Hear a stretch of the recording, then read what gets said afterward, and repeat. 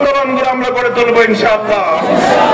প্রতিটি ঘরে বাবা মায়ের উত্তরাধিকার সম্পত্তি থেকে যেভাবে নারীদেরকে বঞ্চিত করা হয়, কন্যা সন্তানদেরকে আল্লাহ প্রদত্ত অধিকার থেকে বঞ্চিত করা হয়, সে বিষয়ে রাষ্ট্র যদি যথাযথ পদক্ষেপ গ্রহণ করতে ব্যর্থ হয়, হেফাজতে ইসলাম দায়িত্ব গ্রহণ করে প্রতিটি ঘরে ঘরে কন্যাদেরকে তাদের পিতার উত্তরাধিকার সম্পত্তি প্রাপ্তি নিশ্চিত করবে ইনশাআল্লাহ।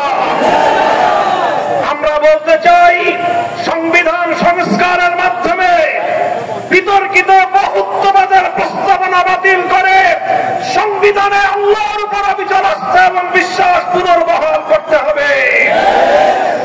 সংবিধান সংস্কারের কথা শুনছি, কিন্তু বর্তমান অন্তর্বর্তীকালীন সরকারের ক্ষমতা দীর্ঘ সময় অতিক্রান্ত হওয়ার পরেও দেশের মানুষের কাঙ্ক্ষিত সেই সংস্কার আজও পর্যন্ত বাস্তবায়নের কোন রূপরেখা আমরা দেখতে পাইনি।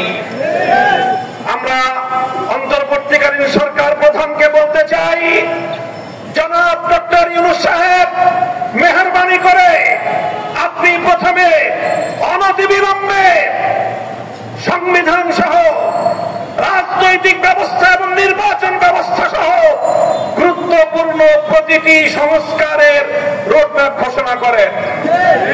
কবে নাগাদ আপনারা এই সকল সংস্কারগুলো করবেন? এই সংস্কারগুলোর একটা রোডম্যাপ ঘোষণা করেন। রোডম্যাপের ভিত্তিতে যথা উপযুক্ত সময়ে একটি যৌক্তিক সময়ের মধ্যে নির্বাচনের রোডম্যাপ ঘোষণা করেন। আর সেই নির্বাচন বাস্তবায়নের আগে বাংলাদেশের হাজার হাজার মানুষের রক্তের দাগ লেগে আছে যে খুনি ফ্যাসিবাদী শেখ হাসিনা এবং তার খুনি মন্ত্রিসভা এবং প্রশাসনের হাতে, তাদের বিরুদ্ধে আইনানুগ ব্যবস্থা গ্রহণ সহ তাদের বিচার কার্যক্রমকে দৃশ্যমান পর্যায়ে উন্নতি করতে হবে।